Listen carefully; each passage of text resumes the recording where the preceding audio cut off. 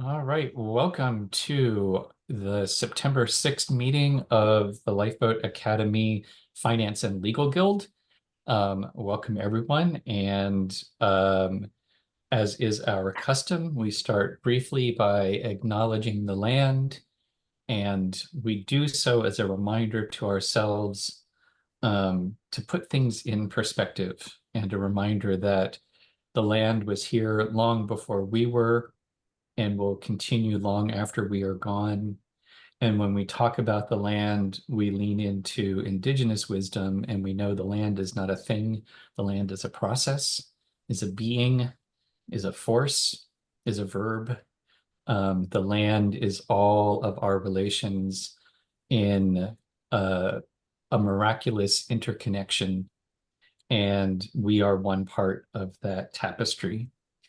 And so we bring the land in first as a reminder for us to be good relations to each other, to us here in the room, and to all of our human and more than human relations.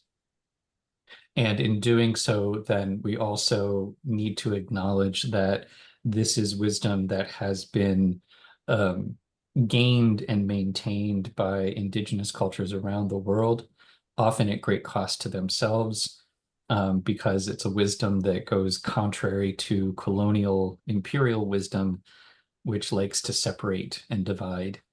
And so as we acknowledge our gratitude, we also acknowledge a responsibility to right wrongs that have happened, to heal wounds that have happened, and to do what we need to do to come back again to right relationship, especially with the land, with our stewardship of the land, and with our indigenous neighbors, remembering that they are still here. They are still working hard to be in right relations with the land, to be good stewards, and to heal the wounds that have happened in their communities as well.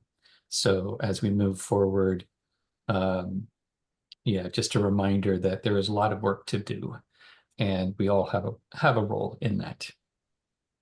And just to ground that, I invite you just to really quickly take a deep breath in. As you're breathing in, feel your connection to all of your relations, to the plants that produce the oxygen that enters your lungs, and to, as you're exhaling, reminder that you're contributing as well to the environment, to that tapestry.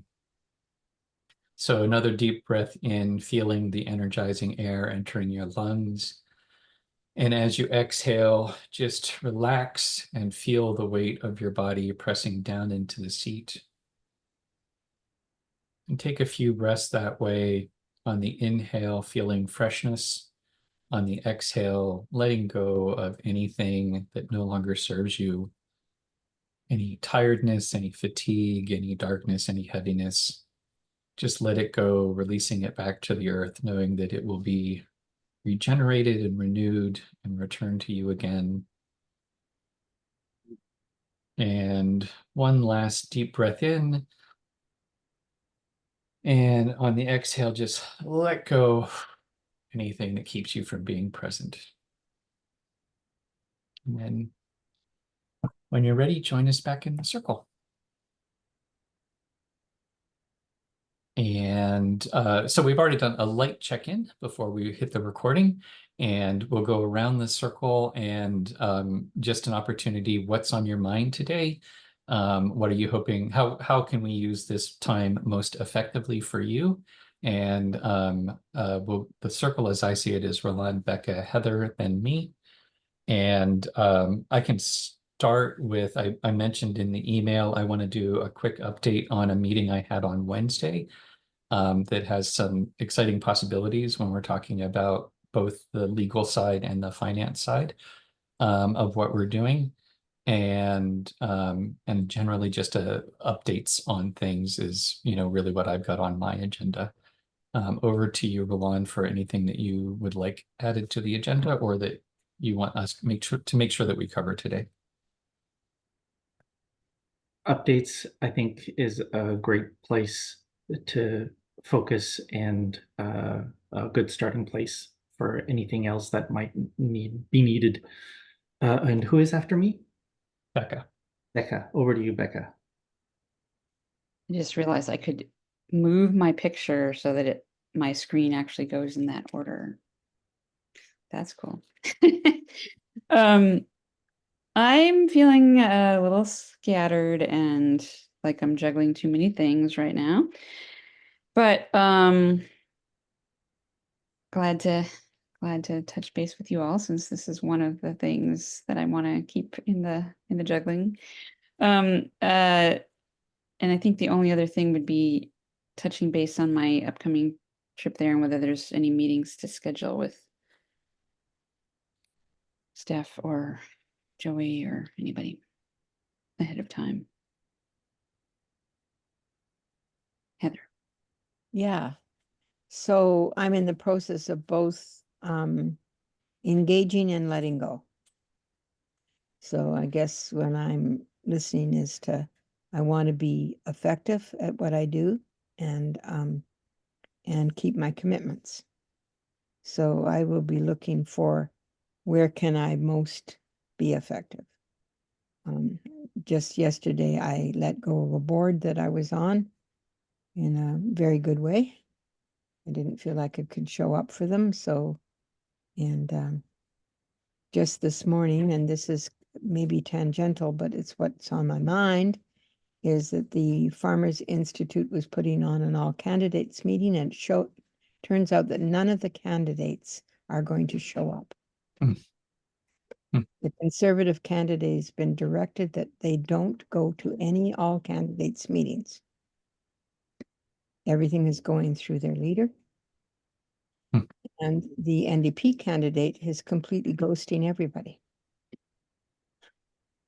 So, so our well-planned or candidates meeting can't happen. And as I say that, I feel it in my body, the tears and the frustration about our political system here, which I think is really like, I don't know how to keep that in mind with everything we're doing, but it's the bigger scene that's happening here in Canada, but specifically in BC. Mm-hmm. Don't want to derail us, but I don't want to, No. Yeah.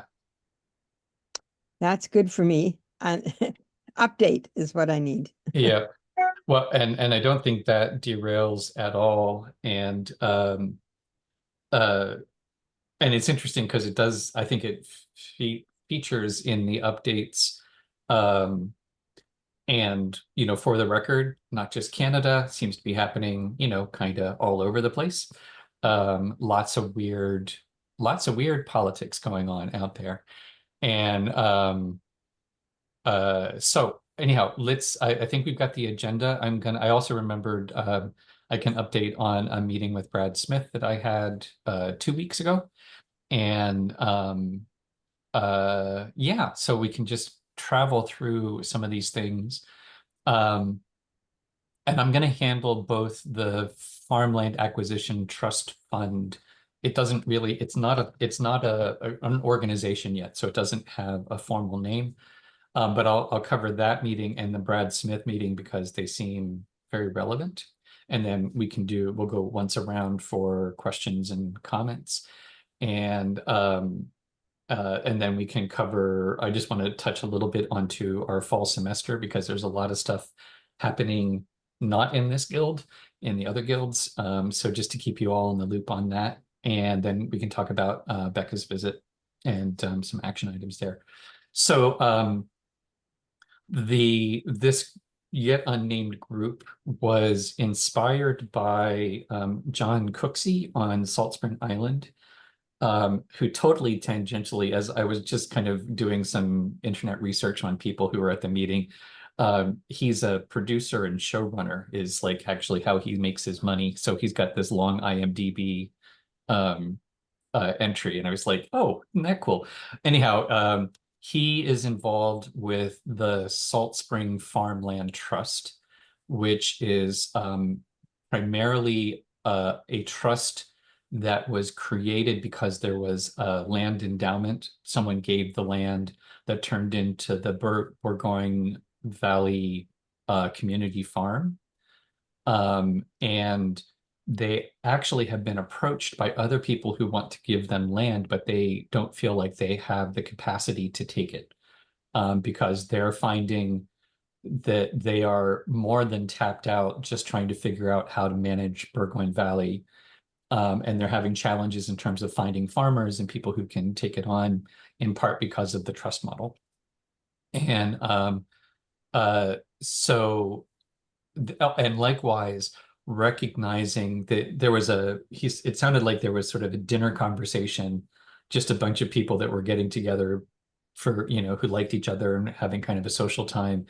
And they were talking about the challenges, what John calls the everything crisis, that land values are causing a housing crisis, and the housing crisis is causing an employment crisis because working people can't afford to live on Salt Spring.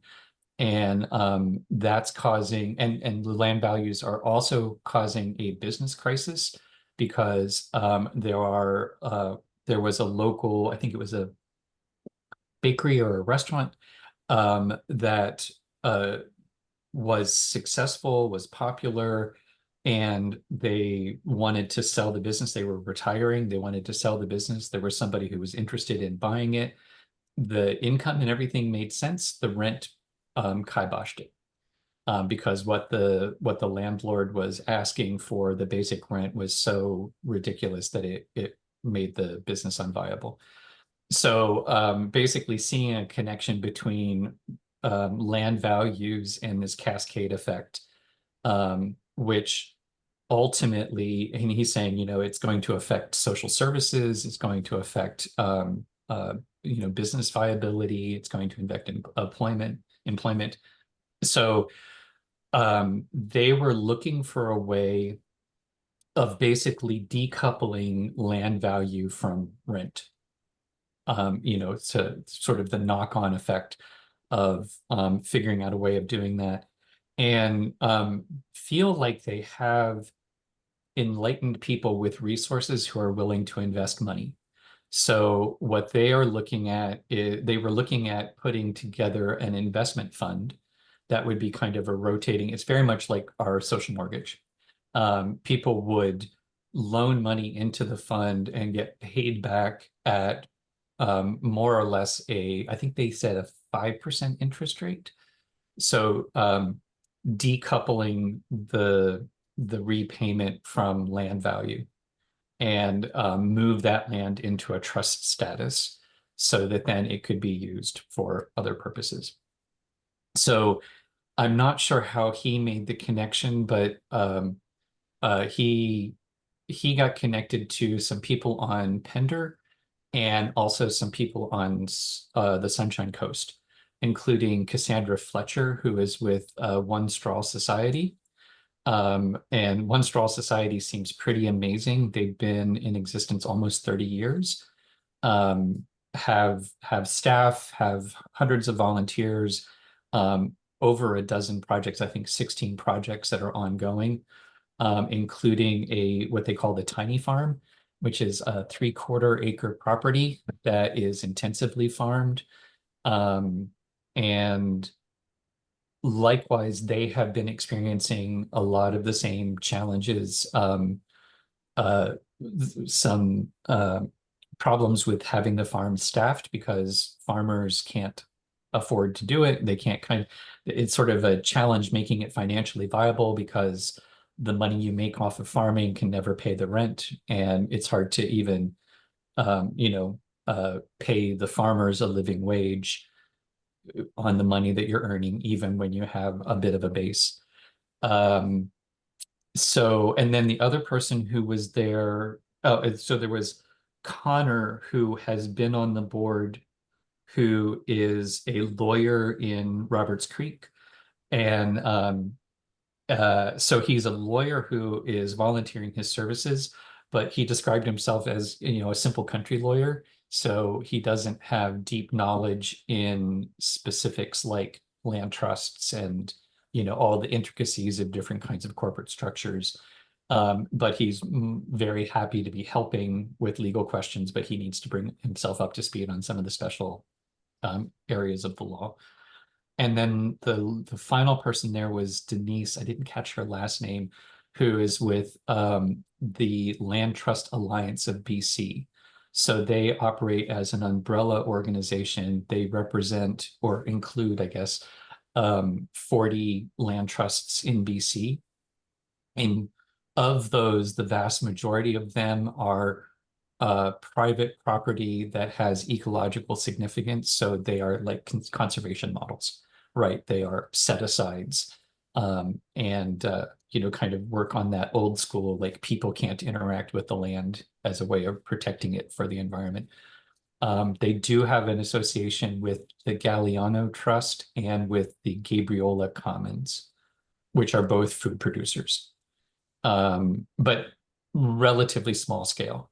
They're both really interesting models, really cool, community-centered, food-oriented, but they're not like primarily food producers. So, and she had some information about land. There are in Alberta, more of the land trusts are farm-oriented, but they have a different provincial legal structure.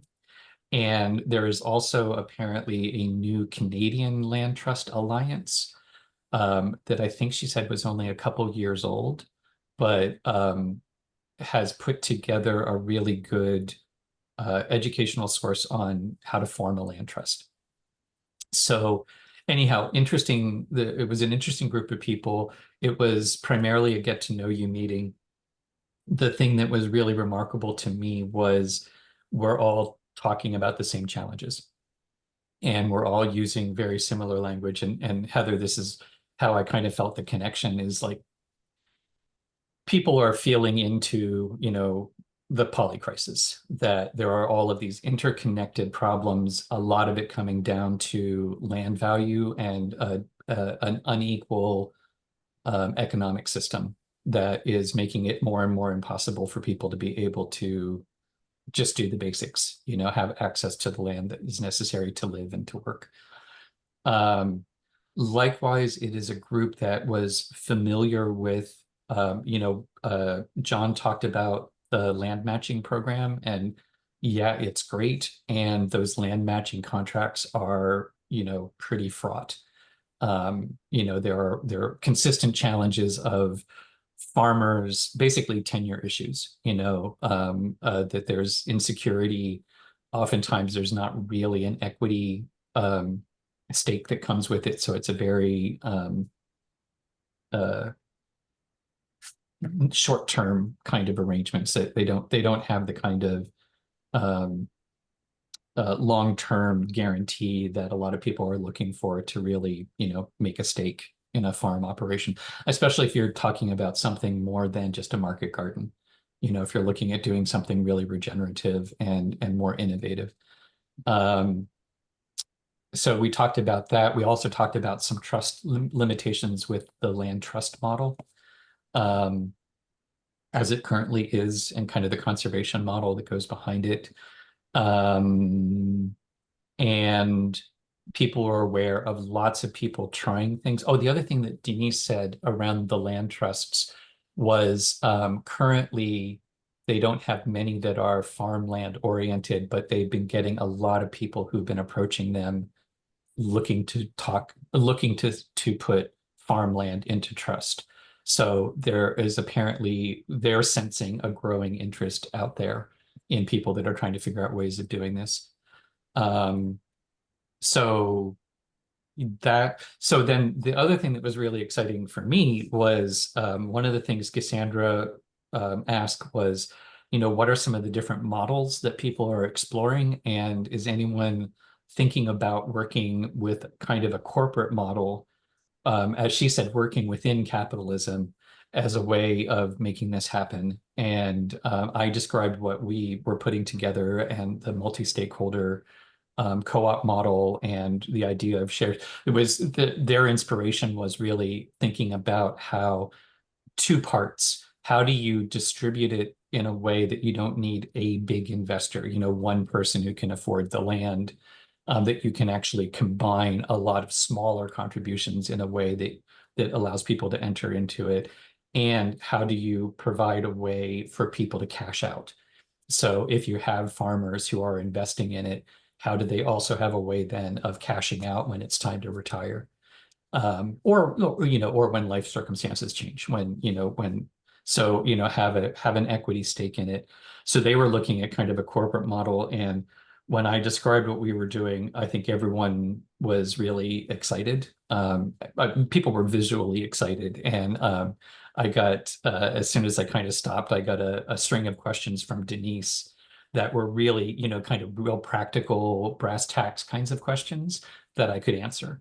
It felt really good. There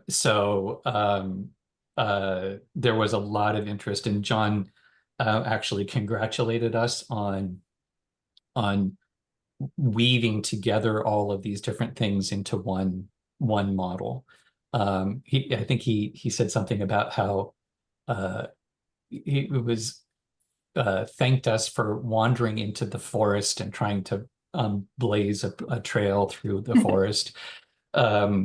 So there was a lot of interest there, and which was very gratifying, because I think that there's a lot of potential in what we're working on here. John was also is interested in replicable models, and he felt like what we were talking about does have the ability to be replicable, and models that don't require the benefactor, the person who is just out of the goodness of their heart able to donate millions of dollars worth of property. And that's actually with the land trust. What they're finding is they've gotten the land donated, but they don't have the money resources to be able to manage the land. So, it's kind of almost like you're getting a gift that then you need more gifts to be able to afford to manage it.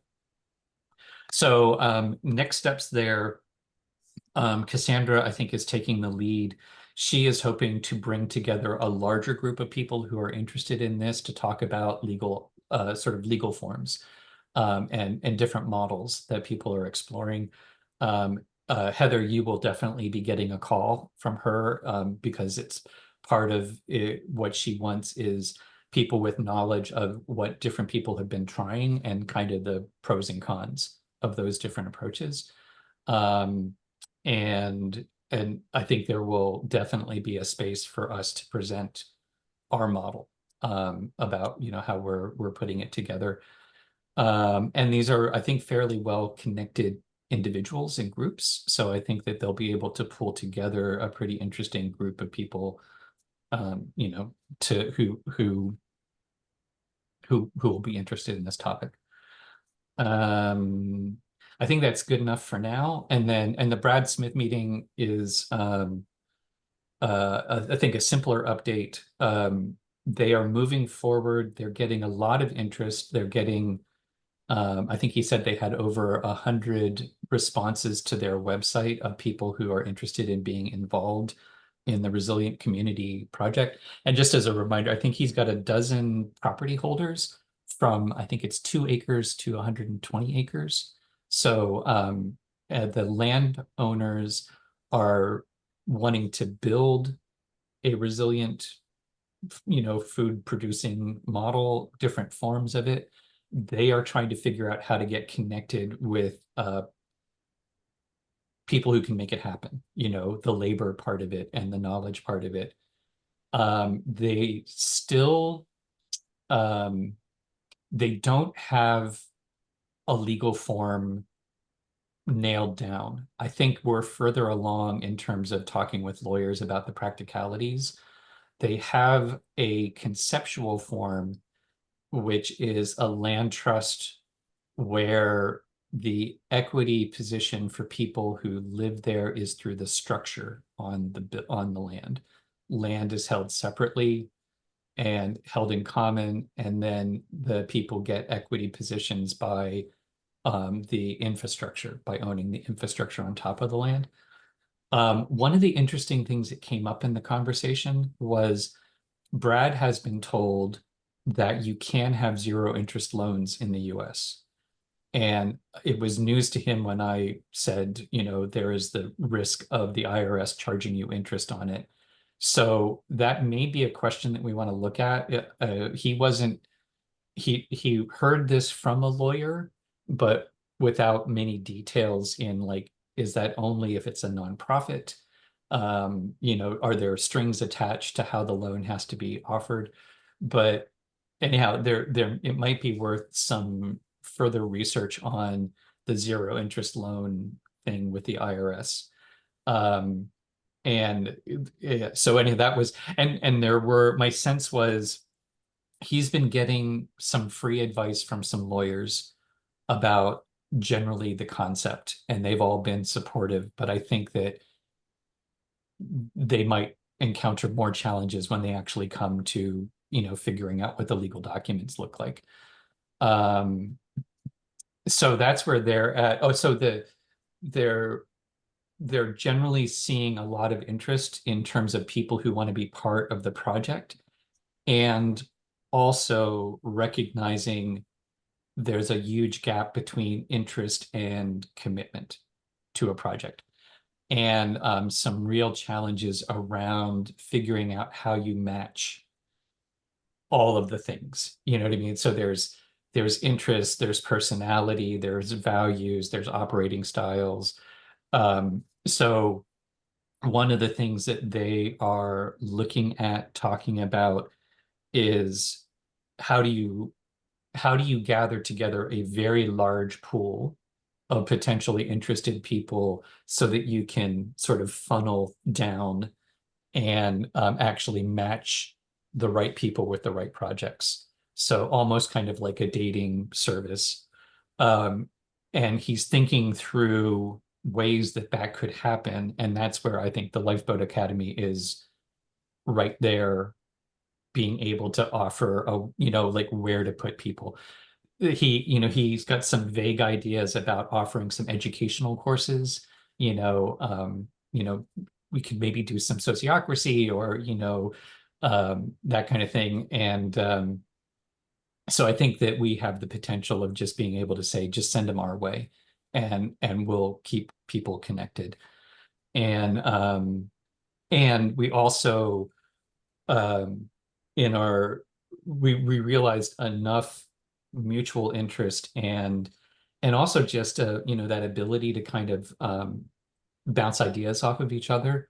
I think he's got a lot of people who are interested in the project, but they're not in the center of it. They're all, like there are some landholders coming in, there are some people who want to be participants, but he doesn't have, again, the guy who was sort of his major sounding board is relocating to Lisbon for a year. And so he doesn't have that sounding board anymore.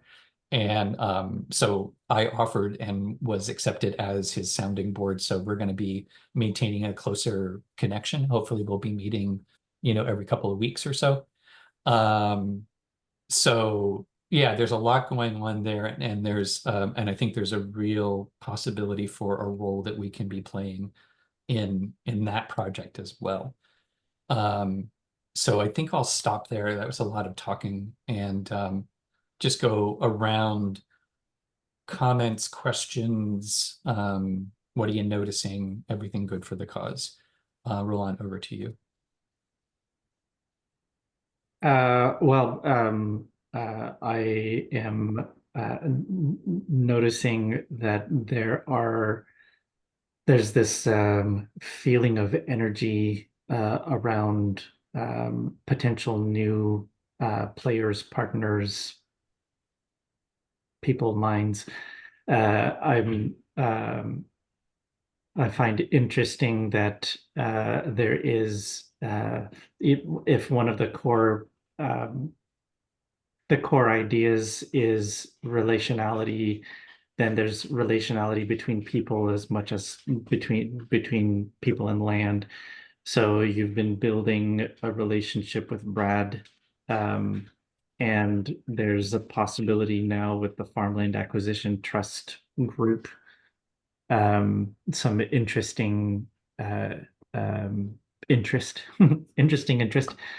And I want to grab them and say, okay, let's do this together, and acknowledge that building a relationship needs to start somewhere before getting married. So, Exactly. those are the things that I'm noticing. Over to Becca. Um, yeah, well said. Sounds very exciting. It sounds, I thought I heard you say something about they have people who want to give money for land early on. I was like, oh, can we can we get Yeah. and it's nice to have the validation, and especially I think, sorry, my phone's blowing up here. Especially I think of the like looking for a model that doesn't involve one wealthy person donating, because part of me is always like, oh, maybe I could talk Don into us just buying this land for Ben and Roland, and like that would be great in some ways, but ultimately it's not what we're trying to do. And so it's nice to have that lifted up. And it makes me feel like, well, I hope we're as far along as you as you're saying they think we are, because we really need to get our meeting with the lawyer figured out, and get our, because it's in the devil's in the details kind of thing, feeling like we might be further along, but not by a whole lot. So over to Heather. Oh, I've taken notes. I don't trust my memory to kind of remember all the things that I want to respond to. So let's just me focus on what I think the highlights are. First, yes, I have had a long conversation with Chrysanda and One Straw, and quite a history with One Straw, going back many decades. And so I think I think she's just a really mover and shaker. Want to continue to connect to them. Also, Salt Spring Trust is a member of Foodlands, and in the beginning we had a lot of synergy and a lot of alignment. And I know that Salt Spring Land Trust had went through a really rough time where they felt very vulnerable with their charitable status. Because they did have farmland and they were doing kind of tricks and ways around it so that they wouldn't be seen as a commercial enterprise, and were very empathetic with us being rejected for the reasons that they felt really vulnerable themselves. And then when you talk about the land acquisition, I'm reminded of the Pender Island Land Acquisition Society that's inactive but still has money and did give some money to you, I think, Ben, in the very beginning, and it might be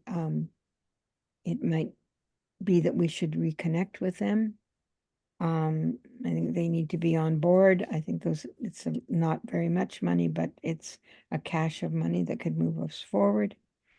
And the BC Land Trust Alliance, I know that Natasha from Foodlands was quite familiar with them. I went to one of their meetings, and from my knowledge, really there's only the in BC, the Salt Spring that actually has land that's charitable, that's in trust.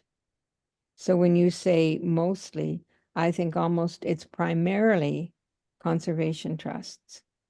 I know even working in the early days with NALTA, the Nanaimo Area Land Trust, the executive director of that was really engaged with in the beginning of trying to put together a land trust with farmland, because she saw that even within their portfolio, there was land that wanted to be farmed. It was a farm beforehand. She didn't see the separation between conservation and active landscapes, as they living or working landscapes, as they often called it. And unfortunately, she had a stroke and since has passed away. Hmm. But I'm holding all of this kind of lived experience, conversations. And I'm so glad you're involved, Ben, because I think it's the time has come for us to kind of move that all together somehow. And your question about uh, alignment, I think, is really critical.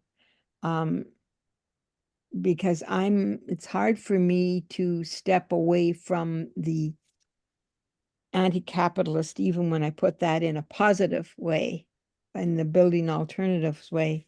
And I'm very cautious of the corporate model. So that's where the edge is for me. That's where I want to have the further conversations about it. It's so seductive. It's so much the default. For me, it's a nut that needs to be cracked. How can we do this without defaulting to the colonial system? Boy, this is a lot of stuff. Yeah, maybe I can leave it there. I guess the only other thing is that sometime back, several years ago, before COVID, I guess, there was a lot of talk about community bonds. And there was work done in Ontario about creating community bonds that could be used for land acquisition. And like in the early days, we also talked a lot about getting people to be able to put their RSPs and things like that into kind of land trusting. So I don't know where all that's gone. And then the other thought I had is that just coming back from come on, where am I going with this? Oh, with the Blueberry Commons. Is it Lori with Blueberry Commons is a lawyer and has thought a lot about this. And so I think maybe getting some of the empathetic lawyers or aligned lawyers together might be a really good idea. I don't know about Ian Moore, who's with Foodlands in the beginning and did our legal guide for us. Oh. Ian is with an Indigenous law firm now. So that's just all the thoughts that are rattling around in my head. I think Ian Moore did Miyamoto's Incorporation. Really? I think. Well, look He at used to be with the big firm in Vancouver, right? yes. Yeah. Yes. And now he's with a small Indigenous firm. So, okay, so I think I can stop blabbing. I just obviously extremely stimulated by it. And then not to forget the NFU. That's looking at like, should they be forming the foundation, not the union, not the National Farmers Union, but the National Farmers Foundation that we are working closely with. We Foodlands in their land acquisition, land access coalition. How many do we need to get everyone together? I don't know what the next step is. I'm going to stop. And it's over to you, I think, Ben. Cool. So yeah, what is the next step? I think the next step is what Becca said. Well, actually, the next step is who knows what the next step is? I'm gonna just prattle, and then maybe the next step is part of why we talked about having the visual diagram and the actual legal structure was so that we could talk to investors, potential investors. And I think that makes sense. I mean, really what we're talking about, what the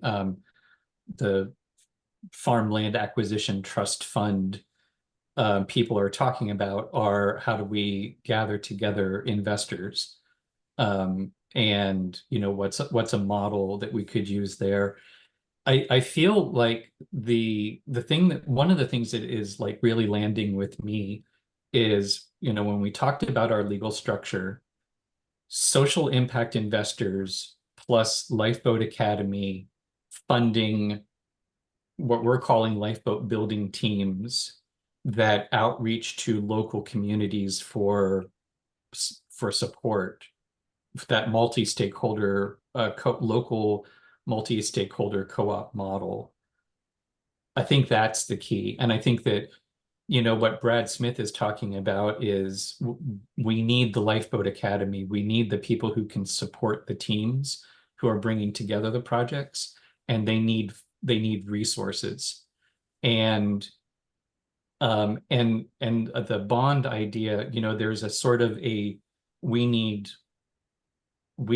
venture funding, right? We need startup funding, and that means we need projects that can return investment, right? And it's not extractive, but we need to be, and this is one of the things I mentioned in that meeting with the trust fund, was we need to be thinking about a social enterprise model for these local organizations. And I think this is where indigenous understandings of the land are. I think this is really the core of what we're talking about. The land is not to be extracted, but it's also not to be set aside. It's not a park. It's Yeah. not like we want to put a fence up and keep people out. We want people interacting with the land in a way that feeds the people and feeds the land.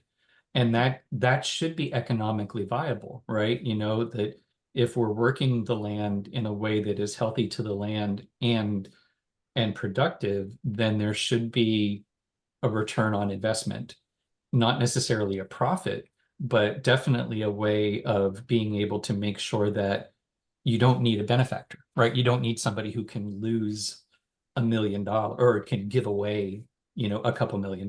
You need somebody who can make a friendly loan, but is looking for, and then I think that's where the community bond comes in, right? Because lots of people could, like RSVP or RSPs, um, uh, and if I remember reading correctly, as long as we do the Securities and Exchange Commission stuff right, the shares in the co-op can accept RSP money. What's That can, RSP? I don't know, what do you call it? Registered Retirement Savings Plan, which the government gives you a tax receipt for if you take it out, a government. It's an IRA. It's the Canadian version of an IRA. Thank you. So, but yeah, that would make it possible where, the bond idea, the bond supports getting the project to the point where it can repay the capital investment and be viable long term. So anyhow, I also am very excited about this. I feel like there's a lot of pieces that are coming together. Devil's in the details, but it feels like we really should. We have agreed, and I think we move forward with the idea that we form the multi-stakeholder co-op, and then that becomes part of the model that we can say this is what it looks like, and we can start talking to people about how this could be replicated. Yeah, I'll just do one last, now that we've all had a chance to comment, one last, anything else coming up for you. Over to you, Roland. Oh, you're muted. I just wanted to point out that in your bullet point, Natasha from Foodlands, it hasn't highlighted conversancy as a misspelling. And I also wanted to, and I just feel like I want to clarify this for myself, that we're not buying the land for us. It's not buying the land for me and Ben. It is starting a seed. It's starting a seed so that we can then be able to have land to be able to then buy more land. So that's, I just feel like I just need to clarify that. And so it's sort of like finding a way to start the process where land can start to buy itself. And we need to use the current available resources to be able to start that. And that's what we're trying to figure out how to do. And in terms of like, do we need to gather people? That's one of the things you mentioned, Heather. Yes, but not necessarily like having but it's like how to gather people. And I think that I feel that this is what the switchboard with the Lifeboat Academy is all about. It's not that everybody needs to talk to each other, but it's rather knowing, having a place, a resource where we know who has what knowledge and is willing to be part of a mutual aid network, and that the switchboard is sort of there to be able uh, to help negotiate that, or the landscape. Yeah, suddenly I'm thinking of Kumu map, of the Kumu map, and that kind of thing. So one of the reasons why I'm excited about these new people and the resources that they bring is thinking about the switchboard, being able to get them interested in being part of of the mutual aid thing that we're talking about. So those are the things that I'm thinking about. I pass to Becca.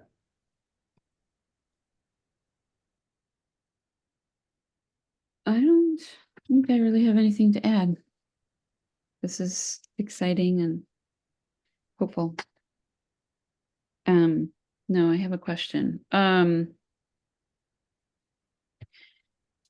guess I'm a little confused between the land trust model and what we're proposing, and whether you think that that's a compatibility or an alternative that they're looking at and they're too frustrated with, and they're now thinking about following our lead.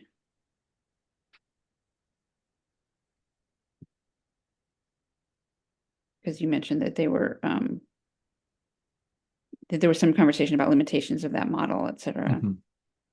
I mean, I understand the limitation of wanting to be able to not just set it aside, but if there's other, I don't know how rigid that is in Canada, and I don't know how or in BC, and I don't know how if there are other problems also that were included in that. Over to Heather. Yeah, I've said so much, and the only other thing I thought about was that it is maybe time to pull in LV Del Bianco, who was with Vancity as the co-op manager, and just has that much more overall and probably deeper understanding, certainly, than I do about what the co-op possibilities are. I think he's setting himself up as a consultant. He did work for the BC Co-op Association until fairly recently. And yeah, I think that there's a lot more potential for, say, a multi-stakeholder co-op than I have experience with. I mean, my experience with our eco village is pretty disastrous. And, and multi-stakeholder co-ops are often selected because things are complicated. And they're good because they're complicated, but then they must be simplified so people really understand like what the various different categories are. And with sociocracy, we have a way actually of governing a multi-stakeholder co-op. I think in a fairly, it's the best solution, I think, to that. Yeah, this is really big. I think maybe I have like, I don't know how many years I have where I'm cognitively even able to understand. That's where I'm thinking these days is, whoa, somebody better take this over from me really quick. My succession plan has to speed up. But is it over to me? Yep. There's two things I was thinking about. When I go back every once in a while, I'm very rarely, but I've gone back and read, papers I wrote in grad school, and I need someone to translate them to me. Yeah. It's like, I think that's really smart. What did I say? What does that mean? What is that? But the other thing too is one of our agreements is we are embedded in a larger intelligence. And I think that this is also figuring out this the switchboard idea. How do we not think that we have to have the answer living in one person's brain? Oh, How do we make it so that we can tap into all of the brains when necessary. Becca, I am not very familiar with land trusts, but one of the concerns that I've always had is that usually there's no way of people having equity in a land trust, right? So in these models where the land is held, the farmers get paid and then that's it. And they have no long-term stake. They have no way of actually being able to benefit from any development that happens on the land. So it's a disincentive for, pouring your heart and soul into something that you're always going to be alienated from. Anyhow, that's the big limitation I see with the land trust model. And it often also, the people who are working the land are not the people who sit on the board. That there's a disconnect as well, where the trust works a lot like the board of directors and is not necessarily directly involved in the operations, and vice versa. So that can be good, like there's a reason for that, but there's also some real limitations in it, which is why I think, like, I agree with Heather that kind of figuring out how you can pull that into sociocracy and a co-op model. And that allows people to you actually have a legal stake in the co-op. That can, you can have tradable shares and you can benefit from the development of it. All right, so this has been, I think, really good. And I want to really quickly highlight the fall semester, just because I think this is also relevant to all of these things. So, we're launching our fall semester. This is the first time that we've had a coherent seasonal plan. We have all of our events, all of our, meetings from now through December on the calendar. There's room in there for adding some things. We can do some just-in-time webinars and that sort of thing, but we've got a really coherent layout. And so I'm excited for that. We also have a lot of, these networks will be kind of, shopping out the semester through those networks. So it'll be interesting to see what kind of uptake we get. I don't think there's anything radically new there, but we're launching. So we did our 6 conversations over the summer, which were really well received. And we're building on that. So we now have Tuesday nights, 5 o'clock on every week is the Connect the Dots Club, and it kind of gets used for different things, but it's the first so we'll be doing a sociocracy webinar as the first event next Tuesday. Then for the subsequent 4 meetings, it's what we're calling the Mapping the Territory conversations, which is having people are brainstorming resources and references. If somebody wants to build a lifeboat, what's the first book or, resource that you would connect them with? And we're using it as a way of, transition economics is a cluster in there. Collaboration, sociocracy is a cluster in there. Regenerative techniques is a cluster. There's sort of, we're using it as a way of fleshing out what is the syllabus for a lifeboat builder. If you want to know, if you're aiming to build a syllabus, what are the things you need to know? Conflict resolution, accountability, reciprocity, all those sorts of things. And we're building it in a collaborative way. With this idea that it does become sort of like our core, this is what we think we need to know, and it can evolve as it goes. And then that later in the semester will turn into the deep conversation questions.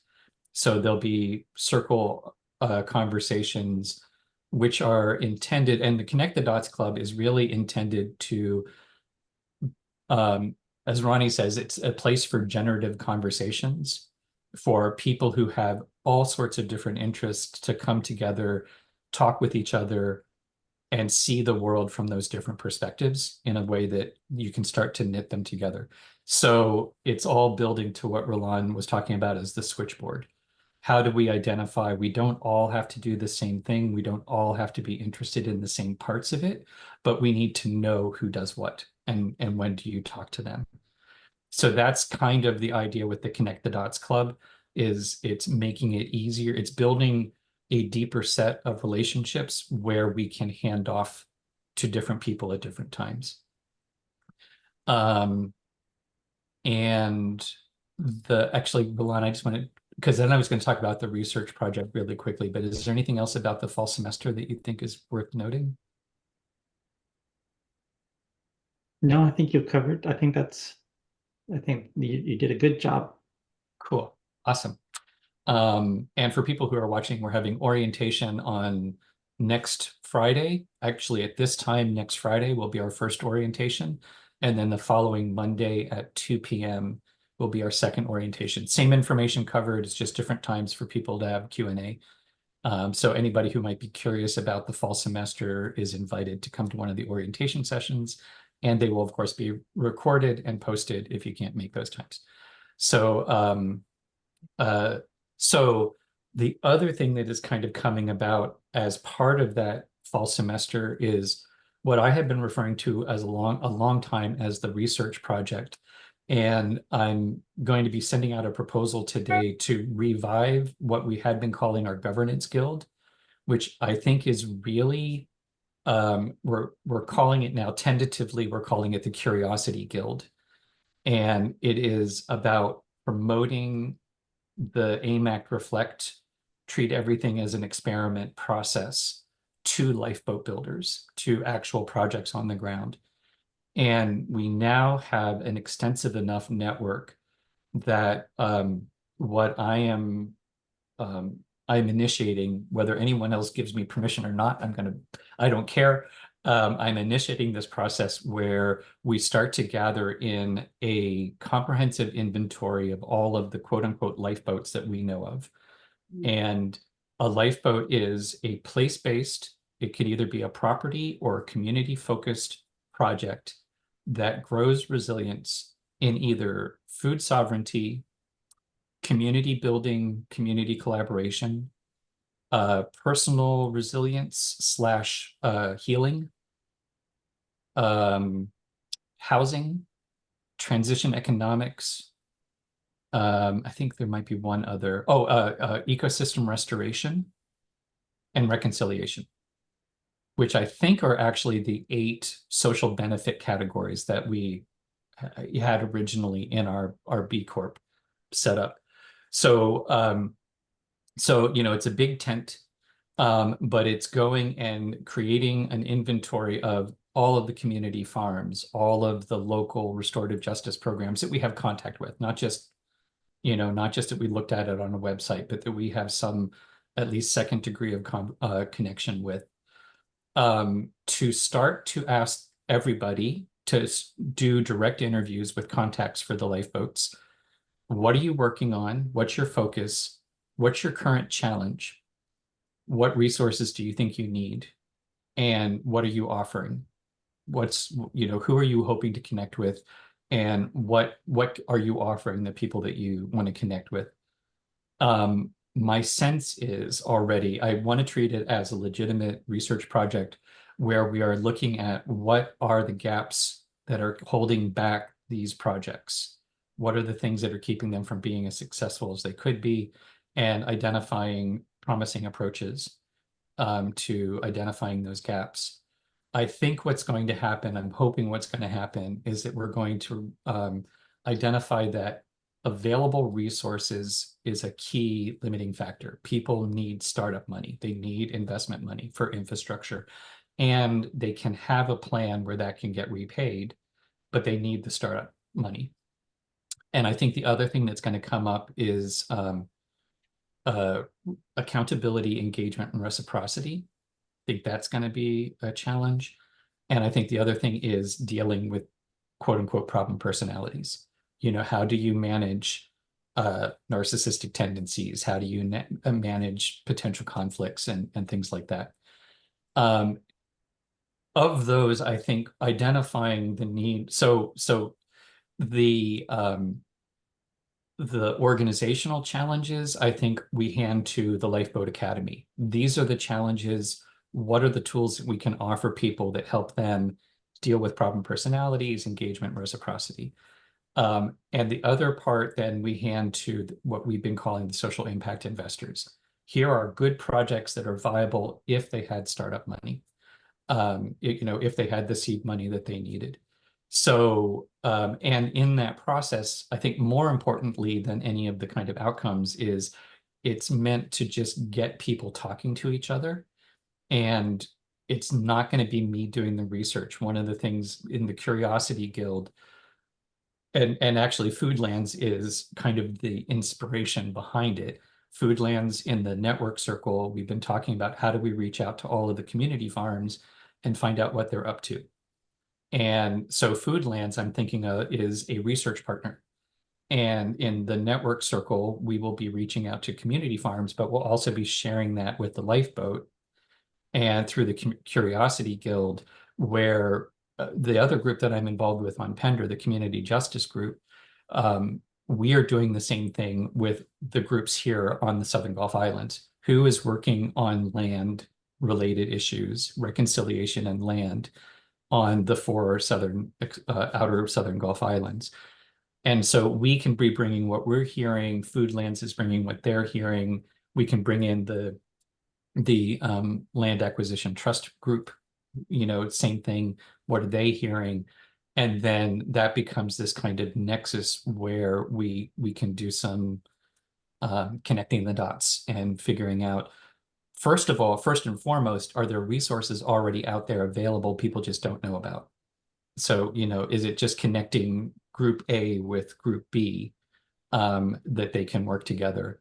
And then where there are gaps, can we start to do some work approaching social impact investors and, the Joeys of the world and say, if you really want to put your money where you think you're going to get the biggest bang, here's where, this is what we've identified as the best place for that money to go. So, yeah, that's the update on all of that. Once around for questions, comments. Roland, over to you if there's anything to add. Nothing to add. I'm just pointing out the time and what we have left to talk about. Over to Becca. Thanks for the update. It's all very exciting. Over to Heather. Yeah, I was just going to say the same thing about Foodlands. is it yes to be a partner with Foodlands and for us to standardize some of the questions that we want to ask the community farms. I like that idea a lot. Cool. And yeah. Back to you. Ben. Great. Okay, well, so Becca, your visit, we've got you on the calendar. The only there's one minor thing, which is the road will be closed when you get here, so you'll have to kind of amuse yourself for an hour or two until the road will open at 2.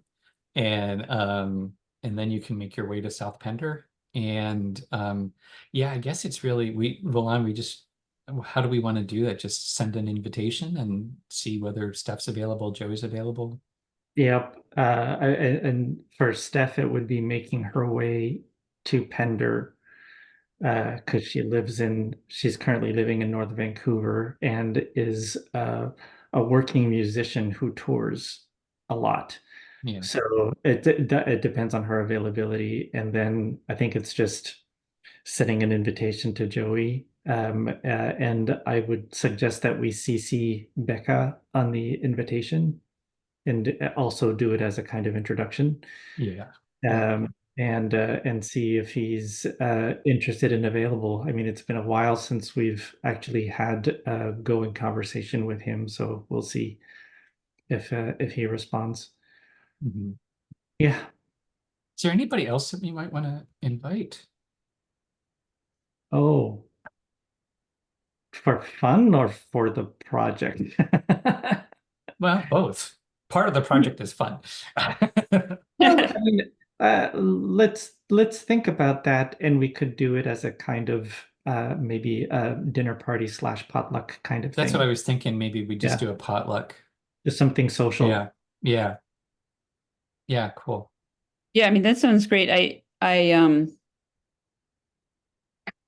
don't know if how you're thinking about the email introduction, but as far as with Joey and Steph, I think partly what I want to say is like, I'm a potential investor. I'm already an investor and I'm potentially planning to invest more and want to talk with other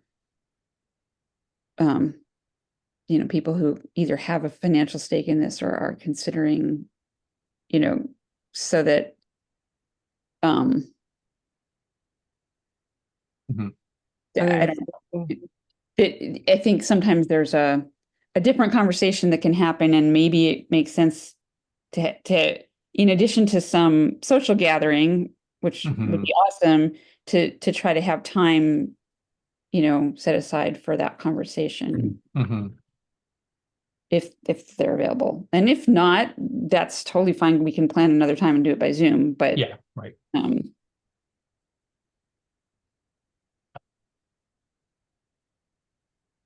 Sounds good.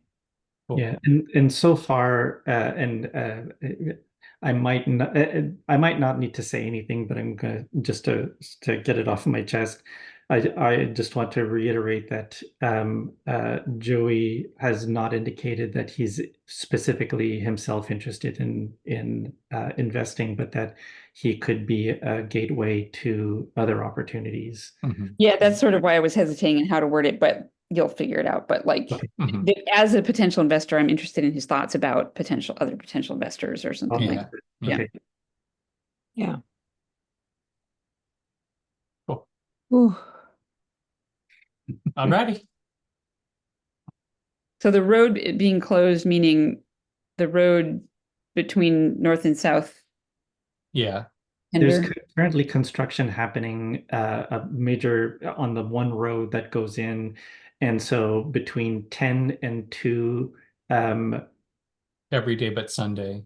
Every day but Sunday, they close it so that they can move more freely to do what they need to do, and that otherwise from 7 to 7, it is intermittently closed for 15 to 20 minutes. At a time, and then they let cars through. So yeah, it's a thing. They have to blast. It's a part of the road. A small part of the road, fell into the sea. And so to prevent the rest of the road from falling into the sea, they have to blast through a rock, a major chunk of rock that they have to blast through to relocate the road away from falling into the sea. So yeah, they close from 10 to 2 so that they can do the blasting work. And then there's work that happens from 7 to 7. So anyhow, that's all. It's So if the ferry gets in at 12:35, so I have an hour and a half, hour and 25 minutes to. yeah. I'm open to suggestions. Yep. And actually, the suggestion is probably the Driftwood, and there's a cafe there. Or Slow Coast. You could also go to Slow Coast. Yeah. We have close ties with the owners of the Slow Coast, and I bake for them. So there is the Slow Coast, which is nice and friendly and small, and Yeah. that could be a hangout place. Yeah. And it's more or less, it's right on the way. It's kind of around the corner from directly on the way. Yeah. Okay. We can, Oh, I'll probably email like you it some of the too. details. They feature Yeah. local artists and stuff like that. So I feel like it's a place that's right up your alley. Oh, yeah. And The Slow actually, yeah, the Slow Coast. Yeah. Yeah, I wish I was coming. Yeah, but you'll be having You your have to own. suffer through going to Italy. I know. With my grandson, who's Gerhard, who you met, Yeah. who's pretty keen. Cool. It's exciting. How old is he? He's 24. He's graduated from university and now kind of in limbo a bit. And so trying to help him get focused on what the next stage is, life is. And I think kind of an international perspective is a really good thing for him to have, Mhm. you know? Yeah. Yeah. What's the next step with the, I'm sorry, totally breaking circle, but with the lawyers? Oh, probably a reminder email because the last email was basically we'll meet and get back to you, and they haven't gotten back to us. So just a little nudge, I guess. From you? Like that, those Yeah, lawyers. probably. Yeah. What'd you say, Heather? I said they're like that, those lawyers. Yeah. I was just reading about Italy actually, and they seem to be hit really badly with drought and crop problems and such. Yeah, it's going to be. Especially Sicily. Yeah. Oh, yeah. It's probably my last time going. I don't know. I wasn't going to go this time, and Gerhard really convinced me. Mm, He wanted me to go, and also people want the continuity, mm, but it's a bit embarrassing because I've gone to every one of them, and I think I'm the only one in Canada. I know I'm the only one in Canada that has. So it's mm. kind of like it's my turn now to let other people to go, but still building the movement means that you have to have some threads going. Yeah. Yeah. What's the Yeah. conference? It's Slow Food, Oh, yeah. an international organization for basically food justice Well, and delicious good food. yeah. Well, and I was thinking, in Joy fact, and justice. that because of what's happening in Italy, that would be. I'm just curious about how that informs the conference. Mhm. Yeah, Yeah. yeah. We'll have to see. The conference is public and it's in great big park. Mm. And they have immense big tents in Italy that is kind of covered areas for, and it's also congruent with the Salone di Gusto, which is Italy's huge international trade show, food Mm. trade. And that's how some of the money to run Slow Food comes from their contract to organize the trade show. Mm. Interesting. It's absolutely worth going to at some point. And you have like the activists from all over the world, the academics, yeah, that are there. It's a hotbed. Well, Alrighty. Well, I think we have come to the end of our agenda. So actually, let's just take the time to do a bit of a checkout. And once around, last thoughts for the good of the cause. Milan, over to you. So much excitement. Over to Becca. Yeah, I feel like I have a lot happening between now and the next. Well, I'll see you. We'll see you on Zoom before I see you, but it's there's an election happening here, so I'm doing a lot around that. But trying to keep the thread of connected, check all the other things. So good to see you all. Over to Heather. Yeah, well, I'm grateful. I haven't even thought about it, but I'm grateful now that we've recorded this because I can go back and be specific and make sure that I'm accurate when I want to report back to Foodlands. Yeah. So much. Yeah, and that's for me, I'm having a steady drumbeat of one step at a time, one step at a time, one step at a time. So yeah, it's exciting and one step at a time. All right. This has been fantastic. Thank you all for being here, and we will keep everybody in the loop. So till next time, bye-bye. Bye.